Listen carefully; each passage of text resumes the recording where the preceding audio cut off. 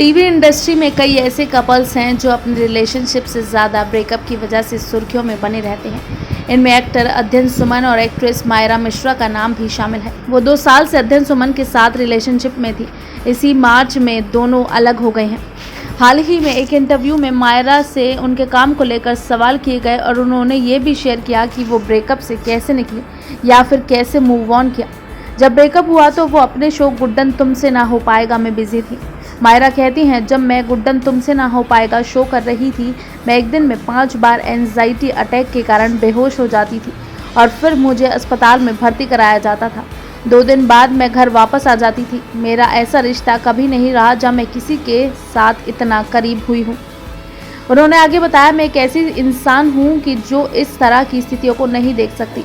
वो आगे कहती हैं कि जब कोई व्यक्ति अपने पार्टनर के साथ इतना समय बिताता है तो वो रिश्ते को याद नहीं करता है, लेकिन उसके जीवन में उस व्यक्ति की उपस्थिति को याद करता है। वो नहीं है और ये वास्तव में काफ़ी हर्ट करता है। जब ब्रेकअप हुआ तो वो मुंबई में थी और अकेली रह रही थी, लेकिन उनके ब्रेकअप के समय उनके दोस्तों और परिवार ने उनकी काफ़ी मदद की। एक्ट्रेस ने बताया, जब कोई मुंबई में अकेला होता है तो ये मुश्किल होता है। मुझे याद है मेरे दिमाग में बहुत सी बातें चल रही थी। जब तक मैं अपने काम में बिजी रहती थी तब तक चीज़ें ठीक रहती थी, लेकिन जैसे ही मैं घर वापस आती थी बहुत कुछ मेरे दिमाग में चलने लगता था।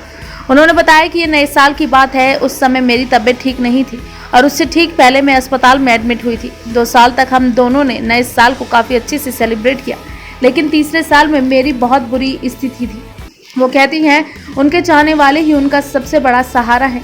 मैं वास्तव में अपने दोस्तों और मेरी माँ को धन्यवाद देना चाहती हूँ जिन्होंने मुझे ब्रेकअप से बाहर निकलने में मदद की। भगवान का शुक्र है कि मैं उस समय काम कर रही थी और इससे मुझे वास्तव में मदद मिली, वरना मैं पागल हो जाती। एक्ट्रेस ने आगे कहा, मेरे दोस्तों ने ये सुनिश्चित किया कि मैं ठीक हूँ। जब भी मेरा मन उदास होता था या मैं परेशान होती थी तो मैं कनिका को बुलाकर रोती थी। वो मुझे अपने घर बुलाती थी और कहती थी कि मुझे अकेला नहीं रहना चाहिए। उस समय उसकी तबीयत भी ठीक नहीं थी, लेकिन उसने मेरा ख्याल अच्छे से रखा। मेरे लिए ये सारी चीज़ें बहुत मायने रखती हैं।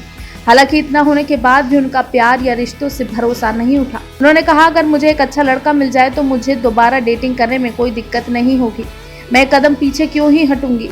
मैं फिर से प्यार करने में नहीं डरती। आज मैं उस मुकाम पर हूँ जहाँ मुझे लगता है कि अगर मैं किसी को पसंद करती हूँ तो मैं उसे आगे ले जाना चाहूँगी, लेकिन मैं इसे पक्के तौर पर पब्लिक नहीं करूँगी। मायरा कहती हैं कि उन्होंने अपने रिश्ते से एक और बात सीखी है और वो ये कि अपने दोस्तों को अपने प्यार से नहीं मिलवाना। ऐसे लोग थे जिन्होंने वास्तव में हमारे बीच चीज़ों को खराब करने की कोशिश की। उन्होंने कहा, इसको लेकर वो और कुछ नहीं कहेंगी। काम अब उनके लिए सबसे पहले आता है। काम पर वापस आने के लिए वो काफ़ी एक्साइटेड हैं। वो जल्द ही ससुराल से मरका 2 की शूटिंग करेंगी, जिसमें वो एक नेगेटिव रोल प्ले करेंगी। गुड्डन तुमसे ना हो पाएगा में एक नेगेटिव रोल निभाने के बाद मैं फिर से एक नेगेटिव भूमिका निभाऊंगी। मैंने ऐसे किरदारों को पसंद करना शुरू कर दिया है।